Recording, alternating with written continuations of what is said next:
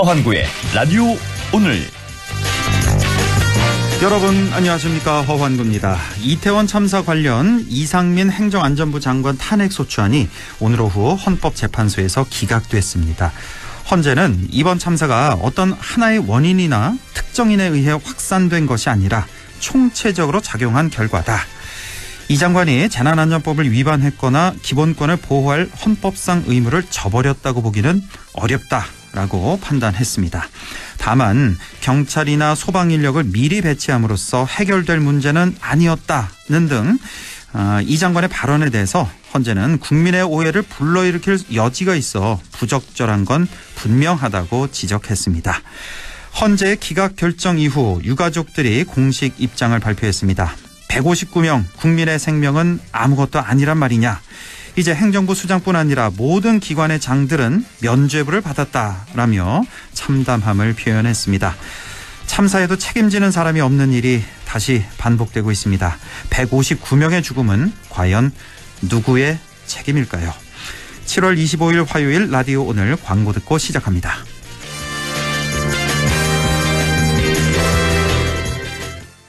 여름보다 뜨거운 불경기를 시원하게 만들어줄 KG 모빌리티만의 쿨한 혜택. 완전히 새로운 디자인 1,800만 원대로 시작하는 합리적 가격에 더 뉴 티볼리 출시. 거기에 토레스 티볼리 하루 1만 원대 신개념 리스형 할부와 12개월 무이자까지. 7월 상담받고 커피 쿠폰 받고 경품 받고 지금 KG 모빌리티 전 시장에서. 명륜진사 갈비가 확 바뀌었어요. 삼겹 닭갈비 프렌치레까지 무한으로 즐겨요. 명륜진사 갈비 떡볶이 튀김 갈비버거까지 우리 동네 뉴버전 명륜진사 갈비 확 바뀐 뉴버전 명륜진사 갈비.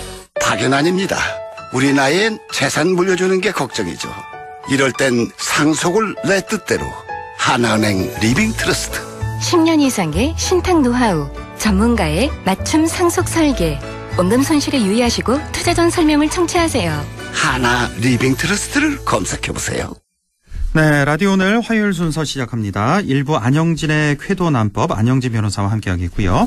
2부 이슈 오늘에서는 이번 호우 피해 지역에서 다양한 도움의 손길이 필요한데요. 잠시 후 대한적십자봉사회 예천군 지구협의회 강필희 회장을 연결해서 봉사활동 현장 얘기를 들어보겠습니다.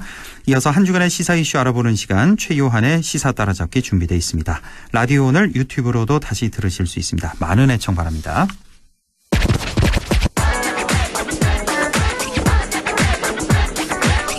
네, 쾌도난법 시작합니다. 안영진 변호사 나와 있습니다. 어서 오십시오. 네, 안녕하십니까. 네, 전국적으로 극한호우로 인한 피해가 아주 큰 상황입니다. 예천, 문경, 영주, 봉화 특별 재난지역으로 선포가 됐는데요. 오늘은 산사태, 또 지하도 침수 등으로 인한 피해에 관한 법정 문제에 관해서 준비하셨다고요? 네, 그렇습니다. 우선 이번 수해로 피해를 입으신 분들, 또 수색 과정에서 순직한 최수근 상병 및 가족 친지들에게 심심한 위로의 말씀을 드리고요. 네. 산사태 같은 자연재해는 천재지변이라서 정부나 지자체에 손해배상을 청구하기 쉽지 않다는 견해가 종전에 있었습니다. 그리고 사실 이것을 소송으로 간다고 해도 시간이 너무 많이 들어서 소송을 포기하는 경우도 많았고요. 네. 이 자연재해에 대한 정부나 지자체의 대응이 부족하다는 점을 입증하기에는 관련 기관에 또 재량이라는 점이 있고 또 현장성 급박성이 있어서 어느 하나가 딱 옳다라고 단정하기는 어려운 점이 있습니다. 예. 또한 그러한 부족한 조치와 피해 발생 간의 인과관계를 입증하는 게 난해한 점 등이 있어서 그런 원인이 있었는데요. 예.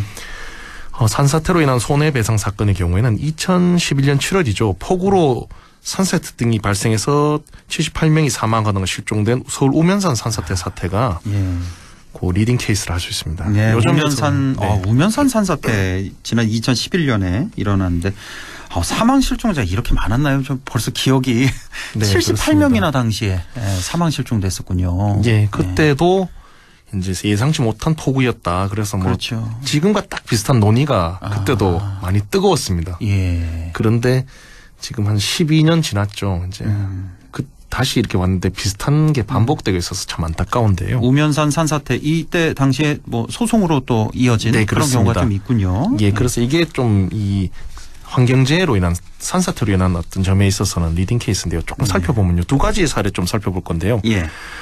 첫 번째 사례는 당시에 승용차를 운전해서 서울의 남부순환도로라고 있습니다. 그 사당에서 쭉 강남 가는 건데요. 예. 그 지나가다가 우면산에서 내려온 토사물에 매몰돼 사망한 피해자 유족들이 낸 소입니다.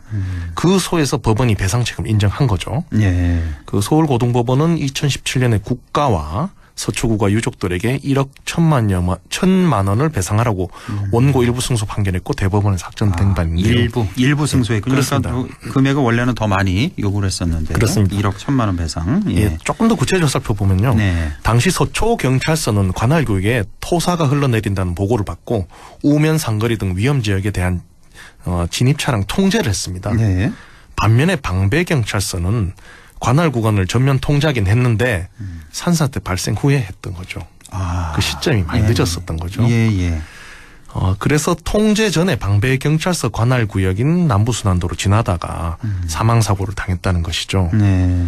그래서 서울고등법원은 방배경찰서가 도로교통법 등에 따라 차량 통행을 전면 금지하는 것은 위법하다라고 판결했고 금지하지 않은 건 그렇죠. 위법하다. 예. 그래서 이 방배경찰서가 국가하부니까 국가의 책임이 있다고 봤었고 예. 또 지자체 단체는 별도의 법인격인데요. 서초구는 산사태 발생 가능성을 예견할 수 있었는데도 경찰 등 유관기관이 경보를 전달하지 않은 과실이 인정되어서도 책임 인정되었습니다. 네. 그래서 교통통제를 해야 하는데 하지 않은 상황에서 사망한 경우에 그 책임을 국가, 지자체단체 등에 인정한 사례라고 할 수 있는데요. 예. 이 점은 지금 현재 오송 지하차도 있다 아닙니까? 예. 그 점에 있어서 이 사례가 거의 비슷합니다. 예. 그래서 지금 뭐 형사책임까지 거론되는데 이 사례가 일단은 근거가 될 거고요. 또 하나는 이제 집에 있다가 비닐하우스였죠. 산사태로 매몰되어 사망한 사건입니다. 예. 대법원은 사망한 피해자 유족이 낸 소송에서 서초구의 책임을 인정한 바 있는데요. 이 소송이 좀 굉장히 엎치락뒤치락 했는데 1심, 2심, 3심 갔다가 파기환송심까지 해서 4번이나 소송이 진행된 정도로 치열했고 법리를 또 확립한 계기가 됐었죠. 그래요. 예. 네. 조금 자세히 살펴보면요. 예. 1심에서는 서초구가 적어도 산사태 관리 시스템상 산사태 위험 1급지로 분류되어 온 송동마을 등 주민에게 조기에 산사태 주의보 경보를 발령하고 두 번째는 대피 조치를 취해서 피해를 최소화하는 것은 충분히 기대할 수 있었다라고 판단해서 이제 원고 측에 그래서 서초구 측에 책임이 있다. 원고의 말이 맞다. 이렇게 이제 판단을 했고 인과관계도 인정했는데 1심에서요. 1심은 그런데 다만 1심에서 이 호우가 유례없는 집중호우였던 점을 들어서 서초구의 책임을 50% 정도 제한했습니다. 예. 반만 책임져라. 그렇죠. 그런데 2심은 좀 이걸 뒤집었는데요. 예. 그 서초구에 잘못이 있지만 그 잘못과 사망 간에 인과관계는 없다. 이런 취지로 판결한 거죠. 그래서 실제 대피를 그 뭐 앰프 방송이나 통반 조직을 통해 이용해서 대피를 권고해 이를 전달했다 한들 실제 대피를 하지 않았거나 제대로 대피하지 못했을 가능성도 배제할 수 없다라고 해서 1심과는 달리 또 판단을 했습니다. 그래서 대법원은 넘어갔는데 대법원은 또 1심과 유사한 입장을 취했습니다. 서초구청 공무원들의 직무상 의무 위반 행위와 A씨 사망 사이 상당 인과관계 인정된다라고 해서 이제 2심 판단을 다시 하라라고 했는데요. 이게 여기서 좀 주목할 만한 거는 그 1심, 2심, 3심 다 서초구가 좀 잘못했다라는 인정을 했습니다. 다 인정했네요. 예, 그렇습니다. 일부이긴 해도 그렇죠. 2심에서는 아주 일부만 네, 그렇습니다. 인과관계는 2심은 달리 판단하는데요. 이 항소심 재판부가 여기 보면 좀 중요한 판단을 했는데 여기선 가능성이 상당히 이제 대법원 잠깐 보면요. 그 서초구가 산사태 주의 경보를 등록했다면 A 씨가 직접 산림청 홈페이지 접속에 하지 않았더라도 뭐 지인들을 통해서 전달받은 가능성이 매우 높다. 뭐 나아가 서초구가 지역 방송 등으로 대피를 권고했다면 지인들을 통해 A 씨에게 전달될 가능성이 높다 해서 인과관계를 인정했던 거죠, 대법원은. 그래서 아까 잠깐 말씀드린 이 항소심에서 좀 중요한 판단을 한 게 있는데요. 요거는 좀 읽어드릴 필요가 있습니다. 피고 서초구의 담당 공무원은 죄송합니다. 산사태 발생의 현실적 가능성 그리고 그로 인한 주민들의 생명, 신체, 재산에 대한 위험의 발생 가능성도 예견할 수 있었다. 그게 예견할 수 없는 좀 집중호우였더라도 이건 예견할 수 있다는 점이 또 포인트고요. 예. 그다음에 따라서 피고 서초구의 담당 공무원으로서는 즉시 산사태 경보를 발령하고 우면산 일대 지역의 주민들에게는 상황이 긴급한 만큼 지역 방송이나 통반 조직을 이용하는 등으로 여기가 중요합니다. 이 사건 산사태 당시에 가능한 방법을 모두 동원해서 대피를 공고할 의무가 있다. 그런데 이걸 안 해서 잘못이다. 이렇게 했거든요. 아하. 그러니까 가능한 방법을 모두 동원해야 된다라고 이제 판시했다는 게 모두 동원했어야 되는데 그렇죠. 그거 중에 하나로 안 했으면 과실이 있다는 이제 해석을 할 수도 있는 판결이라서요. 중요한데요. 예. 이에 비춰보면 앞으로 산사태 관련 손해배상 청구에 있어서 첫 번째 지자치단체의 담당 공무원이 산사태 발생과 그로 인한 피해 가능성을 예견할 수 있었느냐 이게 하나의 포인트고요. 예. 우리 지역도 문제가 될 수 있겠죠. 그렇죠. 왜냐하면 당시에도 우면산이 그렇게 몇십 년간 끄떡없었는데 그렇게 무너질 줄 누가 알았겠느냐. 예견할 수 없었다는 점을 다퉜거든요. 그렇죠. 예. 그렇지만 재판부는 예견할 수 있었다고 판단하는 만큼 우리 지역도 이런 여지가 있고요. 두 번째 포인트는 그렇다면 지역 방송이나 통반 조직을 이용하는 등 가능한 모든 방법을 동원했느냐는 점이 주요 쟁점이 될 것입니다. 예를 들어서 우리가 참 경고 문자를 얼마나 많이 보냈는데 우리는 잘못이 없다라는 주장은 받아들여지지 않을 가능성이 높고 모든 걸 다 했느냐 이 점을 법원이 심리한다는 점이 중요하다는 거죠. 그러니까 이번에 예천 같은 경우가 딱 이 케이스네요. 그러니까 그때 뭐 심야 시간에 발생한 산사태이긴 했습니다만 그때 이제 문자로 재난 문자를 보내긴 보냈다. 그 지역 주민들에게. 하지만 그게 다였다. 이거 아니겠습니까? 그러니까 직접 가서 뭐 통반 조직, 뭐 마을 이장이나 반장을 통해서 집집마다 가서 이제 대피하시라고 전달을 했어야 한다. 뭐 이런 비판의 목소리도 많잖아요. 지금 예천 같은 경우도. 예, 그렇습니다. 그런 아쉬움이 좀 있네요. 여기랑 좀 많이 비슷한데요. 보니까. 그렇죠? 예, 그래서 제가 이 판결을 가지고 나온 거예요. 제가 뭐 예천 사례에 대해서 이렇다 저렇다 판단하는 게 아니라 그 사태와 유사해서 그렇네요. 일단 가지고 나온 겁니다. 그래서 우면산의 경우에도 1심 판결문에 명시되어 있듯이 당시 호우가 유례없는 집중호우였지만 배상 책임 인정된 바 있는데요. 앞으로 기후변화로 인해서 극심한 호우, 극한 호우로 가죠. 요즘. 그 용어가 요즘 그렇습니다. 많은데요. 예상되고 이로 인한 산사태 범람 저지대 침수가 충분히 지금도 예견이 되거든요. 그래서 피해가 발생한 위험 지역에 대해서 지자체가 만약에 가능한 모든 방법을 취하지 않은 경우에는 앞으로는 손해배상을 청구하는 소재기가 빈발할 수 있다고 저는 보고 있습니다. 그렇네요. 정말 우리 작년에도 기억이 생생하지 않습니까? 서울에서도 왜 반지하 주택 많이 잠겼고 인명피해 많았고 포항 지하 폭풍 흰남노였죠. 그렇죠. 포항 그 지하 주차장으로 또 많은 목숨을 잃었고 올해도 또 바로 이어지고 그러니까 이게 앞으로 정말 이게 자주 발생할 것 같습니다. 자연 재난이. 그렇습니다. 정말. 그 전부 중요한 건 그 전에 예상하던 것보다 점점 더 심해진다는 거. 그래서 지자체가 적극적인 대응하지 않으면 법률 분쟁이 희망일 가능성이 높다. 우리가 작년까지만 해도 집중호우라는 말을 썼는데 맞습니다. 올해 들어서 그 극한 호우 맞나요? 네, 맞습니다. 극한호우 그 단어 이번에 처음 들었죠. 올해 들어서. 원래 처음 들었습니다. 저도 처음 들었거든요. 그러니까 이런 식으로 가다가 한 단계 더 높은 또 새로운 말이 나올 수도 있겠다. 그렇습니다. 그렇게도 정말 걱정이 되네요. 이게 다 저거 아닙니까? 환경오염. 그 지구온난화. 그렇죠. 지구 온난화되면서 태평양 쪽에 물이 뜨거워지니까. 엘니뇨. 그렇죠. 그래서 그 수증기가 공기에 많이 있다가 이게 올라오니까 우리나라에서 저쪽 대륙 쪽에 찬 고기압과 남쪽에 그 비가 만나서 그 띠가 이루어진 게 경북 북부하고 저 충청도 이렇게 띠가 요번에 특별재난구역 이제 선포된 곳 보면은 이렇게 다 청주하고 한 띠로 되어 있습니다. 맞습니다. 벨트로 되어 있어서 그게 참 어제도 우리가 안동대학교 그 정교철 명예교수랑 이거 뭐 분석을 좀 해봤거든요. 그러니까 이 비구름대가 옆으로 길게 쭉 계속됐잖아요, 우리. 그렇습니다. 충청지방, 우리 경북 북부지방 이게 차라리 그냥 세로로 이렇게 해서 쭉 지나갔으면은 그렇죠. 덜했을 텐데. 너무나 좀 안타까웠고요. 자, 그리고 또 하나 얘기할 수 있는 게 또 이번 실종자 수색 과정에서 최수근 상병이 순직하는 그런 일이 있었잖아요. 이 사건은 법적으로 어떻게 볼 수 있을까요? 일단은 뭐 실종자를 빨리 찾아야 된다는 요청, 그리고 압박감 속에서 군 당국과 장병들이 헌신적인 노력을 기울였다는 점은 분명히 짚고 넘어야 되고요. 그렇습니다. 이 사안 자체를 보면은 일단 언론 보도된 사실관계를 보면 당시 급류가 흐르고 있었고요. 상류에서 많은 토사 등이 유입돼서 하천 바닥이 매우 연약했다는 점에서 하천에 들어가서 수색을 하는 건 일반 통영상 매우 위험한 작업이었던 건 맞다고 볼 여지가 많은데요. 예.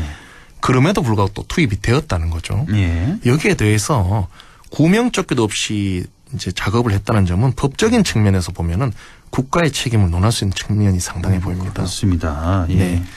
그런데 좀 더 본질적인 문제가 있는데요. 사실 이거는 두 개의 어떤 법익이나 요청이 충돌하는 부분입니다. 예. 다시 말하면 실종자에 대한 신속한 발견의 필요성 부분이 있고요. 예. 또 상대편에는 수색 과정에서의 이제 군경, 소방관들이 노출되는 생명 신체에 대한 어떤 피해 방지 필요성. 예. 이 두 가지가 이제 충돌하는 지점인 거는 맞습니다. 충돌하네요, 정말. 그렇습니다. 네. 말 그대로. 예. 그래서 이 수색 과정에서 과연 어느 정도 위험한 상황에서는 투입을 안 해야 되는지 구체적인 매뉴얼이 현재는 없어서 그게 필요한 거죠. 예. 그 유속, 예를 들면 유속이 얼마이고 직전 강수량의 예상 강수량이 얼마인 경우에는 뭐 하천에 투입하지 않는다는 등의 구체적이고 객관적인 기준이 필요하다는 건데요. 예. 그 만약에 이게 이런 구체적인 기준이 없이 현장 지휘관에 뭐 맡겨놓거나 뭐 추상적으로 하면은 이게 당시 그 상상 막 재해가 많으면 위험성이 많아도 무리하게 투입될 수밖에 없는 상황이 발생할 그 많습니다. 이번도 사실 그런 건데요. 그렇네요. 근데 뭐 사실 또 그렇기는 하네요. 또 매뉴얼이 네. 있다고 해서 뭐 몇 미리가 오면은 투입 안 되고 뭐 그런 거 있잖아요. 근데 네. 그 현장 상황에 따라 또 그 또 다 달라지는 거니까 또 위치에 네. 따라 또 달라지고 그래서 현장 지휘관의 역할이 중요한 건데. 네. 근데 이번에 이 최수근 상병 사건 같은 경우도 보니까 현장 지휘관 같은 경우는 이거 위험하다. 들여보내면 안 된다고 또 보고를 했나 봐요. 해병대 네네. 측에. 근데 해병대 그 상부 지휘관이 그래도 해야 된다. 그렇게 지시했다고. 지금 수사를 하고 있는데 뭐 그런 얘기가 지금 들리고 있는데. 네, 이 사안도 최종 수사 결과 좀 나와봐야 알겠지만. 민형사상 문제가 될 가능성이 있습니다. 그렇죠. 상당히. 네. 예. 그래서 한번 이 어떤 우리가 재해 때마다 군경이나 소방관을 투입해서 빨리 처리하는 거에 대해서 당연하다고 생각하고 있었는데 예. 이 점을 계기로 그 편에 대해서도 좀 생각해 봐야 될 계기가 되고요. 그렇습니다. 그래서 요거는 좀 시민들을 대신해서 말씀드리면 이 고위 정치인들이 사실 그 재해 현장에 가는 건 좋습니다만은 그 재해가 진행 중이거나 직후에 이제 사건 현장을 직접 방문하는 경우가 많은데요. 예. 그런데 현장 구조 인력이 사실 그 인력이 딸리고 뭐 그 수색과 구조를 하기 위해서도 참 어렵습니다. 그런데 이런 분들이 가면은 예. 의전해야죠. 브리핑해야죠. 그럼 자료 준비해야죠. 그렇죠. 이걸 신경 써야 돼서 구조와 수색이 오히려 방해가 됩니다, 사실은. 예. 이런 얘기 참 예, 많습니다. 그분들 온다고 와, 막 힘이 내서 하겠습니까? 막 또 오나고 긴장돼가지고 그렇죠. 예. 막 또 사단장 내려오죠. 이러면 이게 그분들도 뭔가 해야 되니까 가는데요. 뭐 노란 잠바나 파란 잠바 입고 막 사진 찍고 하는데 면피용으로 현장을 찾아가기보다는 배후에서 지원을 위해서 묵묵히 노력하는 게 오히려 좋다는 현장의 목소리에 대해서 기길 필요가 있어 보입니다. 아주 뭐 중요한 말씀 같습니다. 네. 이번에 그 오송 지하차도에서도 이 사건에서도 원희룡 장관이 또 구설수에 오르지 않았습니까? 네네. 구조 차량을 또 뭐 막고 서서 기자 인터뷰를 하는 그런 장면 때문에. 이번에 좀 눈여볼 건 모 정당의 대표였는데요. 네. 현장을 가지 않고 조금 안 갖는 경우가 그 보도가 됐습니다. 그런 그렇습니다. 점은 좀 칭찬을 해줘야 될 것이 아닌가 생각합니다. 모 정당 하셨는데 뉴스 거대던 정당 중에 하나입니다. 누군지 아마 뉴스 보신 분들 다 아실 테고. 예. 네. 자, 여기까지 하겠습니다. 쾌도난법 안영진 변호사와 함께했습니다. 고맙습니다. 감사합니다. 네, 라디오 오늘 2부에서 뵙겠습니다.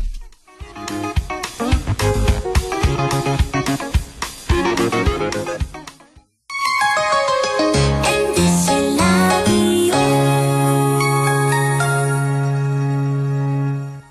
나에게 딱 맞는 대학, 나에게 꼭 맞춘 대학. 나만의 경쟁력을 원한다면 안동과학대학교로 오라. 시대에 딱 취업중심 실전학과, 학생의 꼭 현장 중심 실무교육, 취업에 맞춤, 내 꿈에 맞춤. 나의 드림핏 안동과학대학교. 안녕하세요. 전국민 안전 캠페인 홍보대사 오나라입니다. 서두르다가 안전사고 겪은 분들 많죠? 그래서 빨리빨리 하기 전에 5초만 안전습관 캠페인을 시작합니다. 에스컬레이터로 뛰어들기 전에 5초만. 멈춘 후에 손잡이 꼭 잡고 타기. 슬금슬금 우회전하기 전에 5초만. 확실히 멈추고 주의 살피기. 이륜차 타기 전에 5초만. 헬멧 확인하고 출발하기. 빨리빨리 하기 전에 5초만 멈추면 모두의 안전이 계속됩니다. 다 함께 시작해볼까요? 나부터 5초만. 5초만, 5초만. 공익광고 협의회.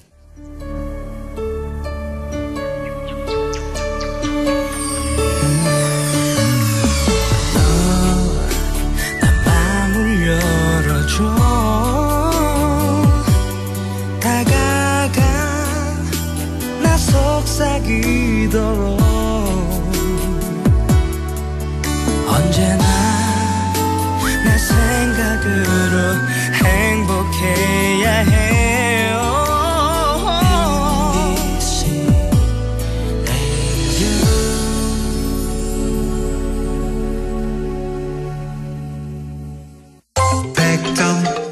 MBC MBC 라디오. 네, 6시 25분 51초 지나고 있네요. 라디오 오늘 2부 이슈 오늘 시작합니다. 호우로 인한 피해 지역을 돕고자 곳곳에서 많은 자원봉사자들이 함께하고 있는데요. 여전히 도움의 손길이 많이 필요하다고 합니다.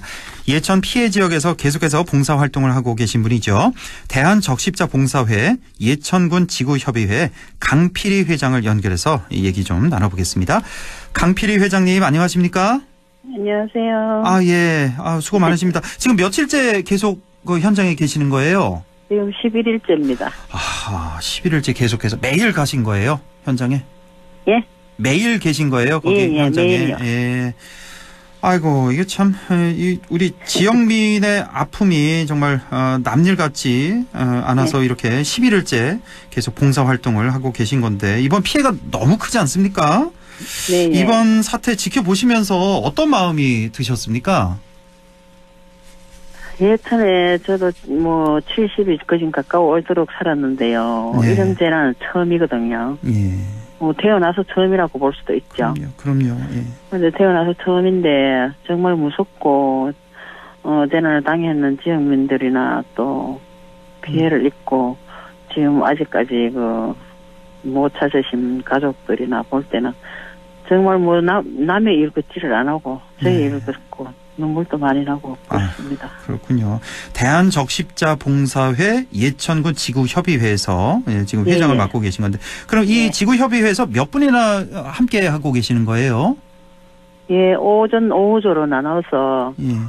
오전에 32, 오후에 30명, 뭐 40명 정도 되고 그렇게. 그거는 보통 30명은 넘습니다. 아, 그렇군요. 근데 이렇게 지금 복구 활동 하시면서 예. 지금 참 어느 지역에 계신 거예요? 예천 어디? 지금 저희들은 예천 스타디움에서 식사 촬영을 한 11일째 세워놓고 계속 거기서 식사를 하고 있습니다. 아, 예천 스타디움에서 예. 식사 봉사를 하고 계시는 거군요. 예. 그 현장으로 이제 식사, 뭐 도시락 같은 걸 이제 준비를 하는 그런 일입니까? 예, 식사를 이제 이재민들하고 봉사하시는 분들 계속 밥을 이제 배분을 해서 싸가지고 나르면서 회원들은 때만 되면 갖다 드리고 합니다. 아유, 예, 날씨도 더운데 참 고생이 많으십니다. 자, 우리가 저희는 더워도 살아 있는데요. 예, 우리가 이제 뉴스로 접하는 것하고요, 직접 이제 피해 현장 눈으로 보고 느끼는 것 많이 다를 것 같은데요. 네, 많죠. 피해 현장도 가보셨을 거 아니에요. 예. 어떤 점이 가장 안타까우셨나요? 가족을 잃고 경로당에서 모여 있는데 그 가족 오기만 기다리고 식사도 안 하시고 옹쿨이 안 주시고 뭐 참 마음이 불안해가지고 찾을까 못 찾을까 하는 그런 가족들이 있거든요. 벌방리에. 감천 벌방리에 가면 그런 가족 보면은 정말 밥을 갖다 드려도 저 마음이 안 편하고요. 그렇죠. 동네를 보면은 너무너무 진짜 저런 거지 우리한테 다 왔는가 싶을 정도로 안타깝습니다. 뭐 유족들 보면서 또 아니면 또 실종자 가족들 보면서 가족들 보면서 가장 마음이 좀 안타까우셨다. 현장에 가서 보시면은 정말로 눈으로는 눈 뜨고는 못 볼 정도입니다. 그 정도예요. 예. 자, 이제 우리 강필희 회장님께서 이제 곧장 피해 현장으로 달려가서 이제 자원봉사 활동을 지금 11일째 하고 계신 건데, 자, 주로 좀 아까 뭐 식사 봉사 하신다고 식사 준비하는 그런 봉사 활동 하신다고 들었는데, 그러면 그 대한적십자 봉사회 이 예천군 지구협의회에서 그 오전 32명, 오후 30명 뭐 이 정도 한다고 하셨는데 다 식사 준비를 하시는 건가요, 이분들이? 예, 아침에 이제 오전반은 와서 식재료를 준비해가지고 그거 다듬어서 저녁 점심 준비를 다 하고 그 자리에서 바로 익혀서 그래 나갑니다. 아, 거기서 다 준비해서. 그럼 몇 곳이나 이렇게 나갑니까? 식사를 준비해서? 피해 현장이 굉장히 많을 거 아니에요? 예, 피해 현장이 많은데도 지금 아주 급한 데는 벌방리, 은효에, 뭐 은효에 하고 효자에 하고. 효자면도 이번에 피해가 일곱 군데 나가고요. 아, 그리고 7곳에. 현장에서는 소방대원들하고 또 뭐 군인들도 이제 가끔 오시면 드시고 그래요. 아, 항상 밥은 풍족하게 해놓고 오시는 분들 드시게 해놓습니다. 아이고, 그렇군요. 그럼 끼니마다 뭐 대략 몇 인분 정도나 준비를 하시는 거예요, 그러면? 처음에 한 일주일은요, 평균 하루에 한 1,000그릇 정도는 했을 거예요. 1,000인분 정도? 예. 한 번은, 현장으로 갖다 드리는 거 도시락도 싸드려봤고, 지금은 이제 큰 통에 담아서 거기 가서 배분을 해드리는 걸로 그렇게 정하고 있습니다. 그렇게요. 그 식재료비도 상당할 텐데 어떻게 뭐 자치단체에서 좀 지원이 나오는 거죠? 재료비 같은 경우는 지원은 아직까지 저는 지원에 대해서는 식재료비는 우리 지사에서 처음에는 계속 지원을 해주셨습니다. 아, 대한적십자 봉사회? 여기서 대한적십자 봉사회 경북지사에서 자치단체에서 지원하는 게 아니라 이 봉사 차원에서 보내고 나가지고 며칠인데 하고는 또 행정적인 데에서도 지원을 하고 이제 앞으로는 계속 이제 행정적인 구청에서 뭐 지원을 하지 싶습니다. 그렇군요. 현장 상황이 좀 궁금한데요. 어떻습니까? 뭐 식수라든지 뭐 식사, 약품 같은 거 혹시 부족한 게 어떤 게 있을까요? 현장 식수는 현장에 저희들이 가보니까요. 식수는 경로당으로 엄청 이제 물품이 많이 와 있더라고요. 아, 그래요. 식수는 그렇고 식수랑 그런 거는 많이 와 있고 식사 일단 하시는 거는 괜찮은데 약품 같은 거 뭐 그런 게 부족한 것 같아요. 아, 약품이 식사가 저희들이 아무리 잘해줘도 부족한 게 있죠. 그렇죠. 제일 필요한 게 제일 필요한 게 뭡니까? 제일 필요한 게 약품 같은 것 같아요. 아, 시급한 게 약품. 약품 같고. 그렇군요. 지금 저희들은 적십자에서 수건도 모아서 한번 경로당마다 드려봤고요. 수건도. 처음에는 이제 물품이 안 들어왔을 때는 우리 적십자 지사에서 물 생수도 이제 저희들한테 배분을 해주셔서 그거를 가지고 또 경로당마다 갖다 드렸습니다. 그렇군요. 피해 현장에는 이 적십자 봉사회뿐만 아니라 다른 분들도 뭐 자원봉사 활동 많이 하고 계신다고. 많이 하고 오시죠. 아, 그렇죠. 어떤 봉사 활동들 이렇게 하고 계신가요, 현장에서? 지금 주택이나 뭐 무너진 거, 창고, 뭐 가수 그런 데는 이제 장비가 들어가야 되거든요. 장비가 들어가기 때문에 아직까지는 인력은 조금 시간이 걸려서 인력이 필요할 것 같아요. 지금은 장비가 아주 많이 필요합니다. 아, 중장비가 필요하다. 집이 뭐 매몰된 곳도 많고 그러니까. 매몰이 많이 했으니까 장비로 해야 되지 사람 인력은 조금 힘들어요. 인력으로는 지금 힘든 상태. 손도 지금 못 대고 있는 그런 상태. 그런데 이제 손 대는 데는 조금 쉬운 농경지 같은데 그런 데는 손을 대고 있어요. 그렇군요. 아, 이거 다 복구하는데 정말 몇 달은 걸리겠어요. 그렇죠, 최소한. 다 복구하는데 여러분들이 많이 도와주셔서 전국에서 방방곡곡 많이 오십니다. 아이고, 그렇군요. 자, 손길이 모자란 곳도 많다고 들었는데요. 많이 모자라죠. 뭐 복구 작업에 또 더 많은 인력이 필요할 것 같아요. 네. 어떤 도움이 가장 절실할까요? 지금 상황에서? 도움이 제일 필요한 건 지금 제일 먼저 해야 될 거는 정말 농촌 아닙니까 여기 그죠? 예. 근데 장비가 이제 제일 많이 필요하고 장비, 복구 장비가 장비. 와서 일을 해놓으면 그 이제 사람들이 와서 인력을 할 수 있는 그런 이제 전부 봉사가 필요할 것 같아요. 예. 자, 이번 사태로 이제 집이 매몰된 분들, 뭐 무너진 분들도 계시고 이재민이 참 많이 발생했는데요. 이재민들하고도 직접 만나서 뭐 얘기도 해보셨죠? 예. 예, 뭐 어떤 얘기들 하시던가요, 이재민들? 예. 그 저희들이 밥을 식사를 해가지고 갖다 드리면요. 예. 뭐 저희들한테 고맙다 하는데 저희들은 그 고맙다는 소리가 참 가슴이 아프지요. 그렇죠. 그래가 계시면서 고맙다는 거를 느끼면서 그래 자꾸 손을 잡고 눈물 걸성이면서 너무 고맙다고 매 때끼마다 따뜻한 밥 해주셔서 감사드린다면 그런 말씀하실 때는 저희들은 더 가슴이 아파요. 근데 보면은 눈시울이 참말로 그 식사 때문에 고마운 게 아니고 그 가족들의 피해 입은 거 또 가족들이 지금 품으로 못 돌아온 집 뭐 그런 집이 많더라고요. 이렇게 말씀만 들어도 뭐 눈시울이 좀 붉어지는데 예. 얼마나 지금 뭐 막막하실까요, 이재민들? 그냥 뭐 집이 그냥 없어져 버린 거잖아요. 평생 살던 집이. 예. 참 너무 속상하네요. 한 집 두 집도 아니고 온 동네가 다 없어졌으니까. 그러니까요. 예. 아주 정말 절실하게 너무너무 가슴이 아픕니다. 네. 지금 이 방송 듣는 분들 중에도 나도 좀 작은아마 뭐 큰 도움은 아니라도 작은아마 좀 도움이 되고 싶다 이런 분들 많이 계실 것 같아요. 예, 그런 분들이 많지요. 이런 분들 현장 자원봉사에 참여하고 싶은 분들 어떻게 하면 되는 겁니까? 저는 자원봉사에 참여하실 분이 계신다면요. 예. 저한테 혹시나 뭐 문의를 하고 하신다면은 제일 먼저 이제 집에 들어갈 수 있도록 만들어주는 게 첫째 거고요. 예. 첫째 거고 또 후원을 하시고 싶은 분이 계신다면 저희들하고는 조금 이제 뭐 저희들은 후원은 안 바라지만은 또 저 시청 경북지사에다가 후원을 하시든가 행정적인 대로 이제 그 체계를 밟아서 해주시면 좋을 것 같아요. 예. 후원을 해주시는 분이 계신다면. 예. 우선은 집으로 돌아가게 하는 게 첫째다. 주택 복구하는 게 첫째다. 내 집이 최고지요. 그러니까요. 예. 예. 뭐 어떻게 좀 내가 현장에 가서 좀 돕고 싶다 하는 분들 대한적십자봉사회 뭐 경북지사로 좀 문의하면 될까요? 그래서 같이 함께. 뭐 문의하시면 좋지요. 그렇죠. 예. 지금 뭐 내일 또 부산 적십자봉사회가 한 120명 오신다 하고 또 수원에서도 오신다 하고 하는데 오신다 그런 분들이 많은데 지금은 뭐 하우스도 세워주고 서로가 할 수 있는 데는 지금 인력을 다 투자를 합니다. 그렇군요. 예. 너무 고맙네. 전국에서 다 이렇게 모여드는군요. 자원봉사자가. 예.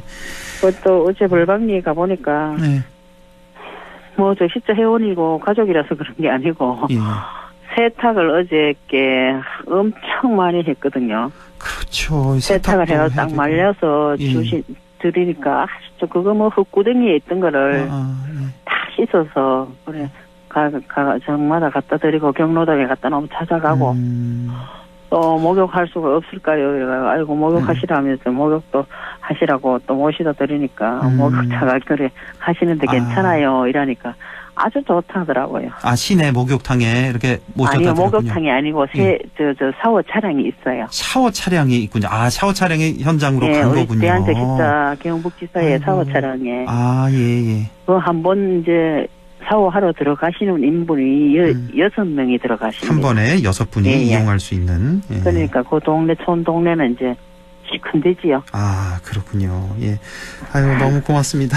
직접 이렇게 몸으로 자원봉사는 힘들지만 뭐 물품이라든지 경제적 지원을 해주시는 분들도 계신데요. 이런 도움을 드리려면 역시 그 대한적십자봉사회 경북지사 그쪽으로 저는 그렇게 생각합니다. 모든 물품이나 경제적인 거를 한다 하면은 대한적십자지사나 거기에는 뭐 무조건 물품을 주시면은 또 지역으로 다 이제 물품을 나르니까. 그렇죠. 예. 그거 하고 뭐 행정적인 대로 주시면 또 체계적으로 또 필요한데 꼭 쓰이니까. 제가 이번에 겪어보니까 참 우리 제가 적십자봉사 회원 했는 게 참 자랑스럽습니다. 그 정도로 알겠습니다. 정말로 어려운데 저 손길이 가가지고 참 따뜻한 밥 한 그릇 해드린다는 게 마음이 뿌듯합니다. 예, 이렇게 자원봉사 해주시는 것도 참 고맙고 오늘 인터뷰 이렇게 따뜻한 인터뷰도 너무 고맙고요. 자, 우리 강필희 회장님 그 연세도 많으신데 건강 잘 챙기시면서 다치지 않게 이렇게 봉사활동 해주시기 바랍니다. 오늘 너무너무 고맙습니다, 회장님. 예, 지금까지 대한적십자봉사회 예천군 지구협의회 강필희 회장과 함께했습니다. 라디오 오늘에서는 청취자 여러분의 참여를 기다리고 있습니다. 우리 지역에서 발생한 사건 사고 소식이나 함께 토론하고 싶은 내용을 안동 MBC 홈페이지 라디오 오늘 게시판에 올려주시기 바랍니다. 전화와 문자 참여도 하실 수 있습니다. 전화는 851국에 7191번, 문자는 샵 0913번으로 보내주시면 됩니다. 문자는 단문 50원, 장문 100원의 정보 이용료가 있습니다. 여러분의 많은 참여 바랍니다.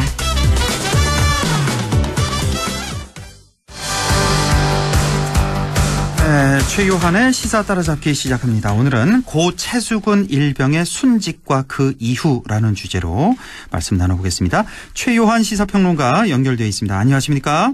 예, 반갑습니다. 최요한입니다. 예, 자, 일단 이번 사건 많은 분들 다들 알고 계실 텐데 어떻게 이런 일이 벌어질 수 있었던 것인지 정리를 좀 먼저 해주시죠.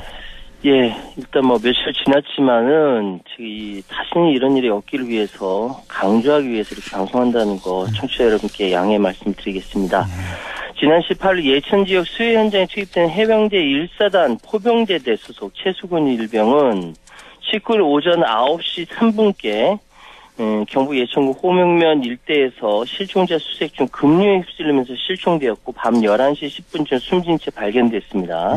실종 지점에서 5.8km 떨어진 고평교 하류 400m 지점에서 소방당국 드론에 의해서 발견됐고 이후 해병대 마린 헬기로 포항 군병원에 후송됐죠.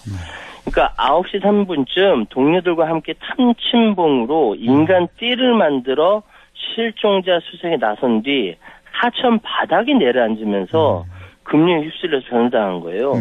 이게 3명이 급류에 휩쓸렸는데 그중 2명은 자력으로 빠져나왔고요. 최소한의 안전장치 구명조끼 조치 지급받지 못한 상황에서 최 일병이 변을 당한 거죠. 해병대는 해병대 수사단이 사고 경위를 조사 중이고 국민 여러분께 심려를 끼쳐드려 송구스럽게 생각한다라고 밝혔습니다. 예, 철저히 의혹 없이 그렇게 조사를 해야 되고 또 책임 소재가 있으면 당연히 책임을 좀 물어야 될 것 같습니다. 자, 그런데 이게 정말 이해가 되지 않는 게 아무리 해병대라고 하더라도 최수근 상병 같은 경우는 지금 소속된 곳이 이제 포병대대. 게다가 지금 입대한 지도 얼마 안 된 그런 병사 아니겠습니까? 네, 3월 달에 입대했다고 합니다. 그러니까 이런 포병대원이 수상수색을 한다? 좀 안 맞는 거 아니에요?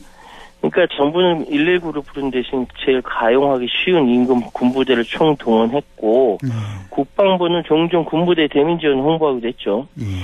이런 배경에 더해 가장 직접적인 원인으로는 재해 위험이 잔존하는 이 실종자 수색에 비전문 인력, 즉 구조를 해본 적 없는 포병 병력을 대량으로 배치했다는 것.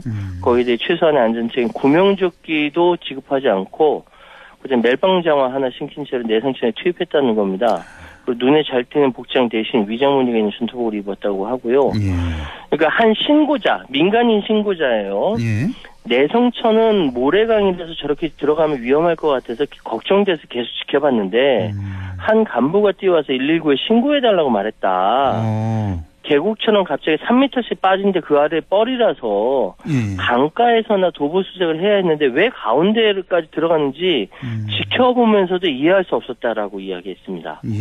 또 이 해당 간부는 당시 본인의 휴대전화를 가지고 있었음이 뒤늦게 밝혀졌고 본인이 직접 신고를 할 수 있었음에도 직접 신고하지 않고 주민에게 신고를 대신 부탁했다는 거죠. 해병당국은 그 이유를 밝힐 수 없다고 거부했습니다.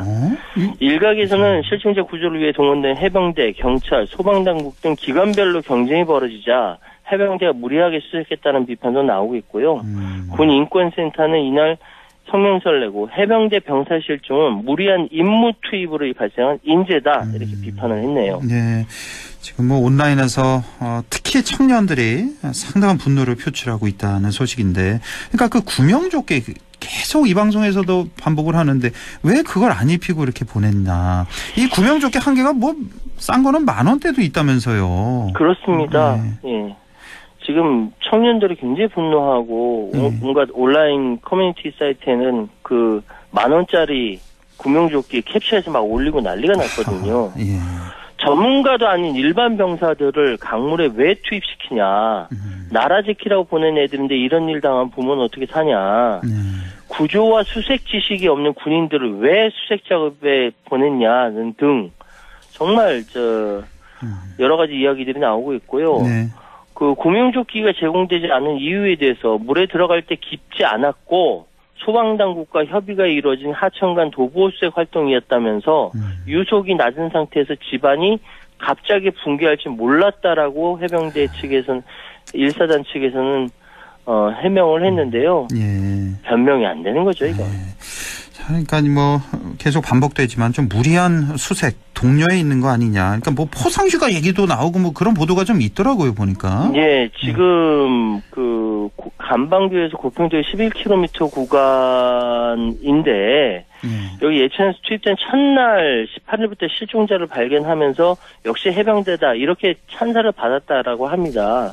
이게 결정적이었던 거예요. 이 실종자를 발견한 해병대에 14박 15일에 포상휴일이 지급될 예정이었다라고 기자들은 보도를 했는데 이게 이제 자발적 큰 동기가 됐다라고도 이야기가 나왔습니다. 부대 관계자는 시신을 본 젊은이에게 심지어 위로도 되고 작전 목표를 충분히 달성할 수 있는 동료책이었다고 얘기했는데 해병대에서는 이거를 부인했어요. 그런 적 없다라고 얘기합니다. 그런 적 없다고요? 예.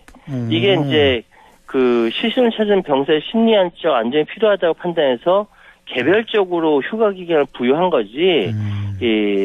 여기 부대에서 조직적으로 한 건 아니다. 사고 원인과 직접 연관짓는 것은 무리가 있다라고 답변을 했어요. 그러나 해병대원들에게 14박 15일 포상휴일 지급한다라고 이야기가 되면은 지금 실제로 동기가 되는 거지 않습니까? 그럼요. 예. 사실상 가슴 높이까지 찰 수 있다라는 걸 모르는 병사는 없었고 그냥 본인이 알아서 조절해서 깊은 곳 안 가면서 수색하는 거였다라고 해당 부대 관계자가 이야기를 했어요. 이게 충분히 사고가 날 수 있는 조건이죠. 그러네요. 또 해병대 측이 수색 실적을 높이고자 실종자가 많이 있는 곳을 추정되는 장소로 수색 구역을 배치해달라고 요청하기도 했다. 이런 보도까지 나왔습니다. 그런데 여기에 대해서 이기원 해병대 1사단 공보실장은 일방적인 주장이다. 독립기관이 해병대 수사단에서 수사 중인 상황이라서 임의로 답변할 수 없다라고 선을 그었습니다. 그렇군요. 그러니까 14박 15일간의 포상휴가.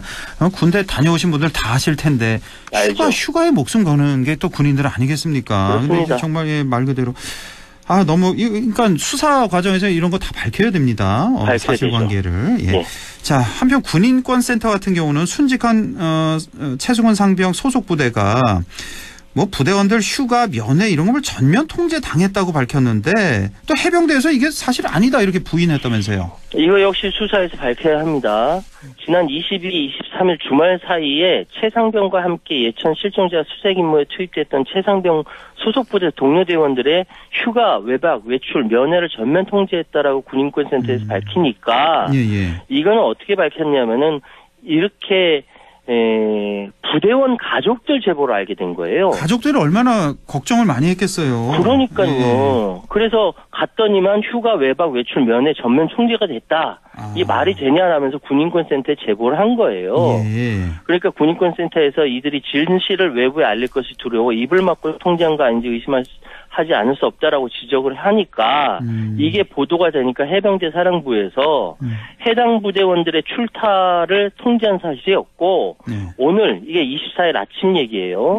휴가를 정상적으로 시행하고 있다라고 군인권센터에 부정확한 자료 제공에 유감을 표현한다고까지 밝혔습니다. 근데 여기에 대해서 군인권센터에서 재반박했어요. 사실관계를 짜깁게 한 것이다. 즉 해병대 측의 해명이 이루어진 직후 보도자료를 내고 군인권센터가 지적한 것은 사고 이후 생존자 가족들이 소속 부대로 연락해서 생존자 트라우마를 염려하면서 휴가, 외박, 외출, 면회 등을 요구했는데 이거 통제를 한 것이다. 그걸 가족들에게 회신했고 그걸 군인권센터에다 제보를 한 것이다. 그런데 해병대에서 그 사령부에서 얘기한 오늘 오전 정상적으로 시행됐다는 그 휴가는 네. 사고 이전에 이미 계획돼 있던 휴가로 생존자 가족들이 요구에 따라 진행된 출타가 아니다라고 얘기한 거예요.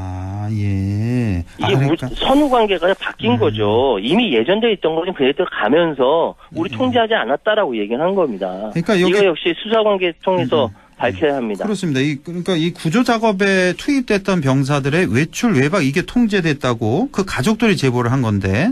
예. 지금 여기 해병대 측 보니까 이 병사들 말고 기존에 원래 정기 휴가라든지 이런 문제 없이 내보냈다 이거 같은데 글쎄요 이 가족들이 제보를 허위로 할 리는 없을 것 없죠. 같은데 지금 생각해 보니까 지금 해병대 수사단 조사 나섰다고요? 일단 해병대 자체 수사단이 조사를 나선 겁니다. 예. 뭐 지금 익명의 그 현직 해병대 근무 중 중사입니다라는 제목의 인터넷 커뮤니티 글이 막 떠들고 있는데 현장 지휘자는 잘못 없다. 현장에서는 이거 절대 못 들어간다. 사단까지 보고를 했는데 사단에서 들어가라고 했다. 기자들이 물어본 답변하러 체크리스트까지 줬다라는 글이 막 떠돌아다니고 있어요. 예. 해병대 수사단이 이런 글까지 조사하고 있는지 모르겠습니다만 일단 실종자 수색 작전 투입 전에 부대에서 해병들에게 실종자 발견하면 포상 휴가를 주겠다고 하는 사실이 없다라고 부인하고 있고 이거 사실관계 밝혀야 합니다. 두 번째 다만 수색 투입 후 최초 실종자를 발견한 해병에게 현장 지휘관이 포상 휴가를 건의한 바 있다. 이거 승인됐다. 이것까지는 밝힌 상황이에요. 그렇기 때문에 지금 벌어진 사건이 어떻게 벌어졌는지 이거 해병대 수사단이 자체적으로 수사해서 이게 과연 제대로 나올는지는 잘 모르겠어요. 예. 그러니까 민간에서 좀 이거 담당해야 되는 거 아니냐. 우리가 왜 예전에 이거 보통 이제 군대 내에서 이렇게 수사라든지 뭐 재판 이런 거 하면은 사실 고개를 좀 갸우뚱하는 경우가 있는데 이해람 중사 사망 사건 같은 경우는 이제 민간 그 특검이 조사하고 있나요 지금? 결국은 이게 이해람 중사 사건 같은 경우는 그 군부대에서 계속 조사하다가 이게 못 믿겠다 해서 결국 특검까지 간 거지 않습니까? 이게 이제 군대 자체 내에서 조사하게 되면은 층층이 쌓여있는 이 위의 문제 때문에 조사가 잘 안 돼요. 그러니까 좀 은폐하고 뭐 이런 게 좀 많이 우리가 봐와서 좀 믿기가 힘든 경우가 좀 있었죠 예전에는. 예, 뭐 지금 뭐 예전부터 이 사고는 워낙 많다 보니까.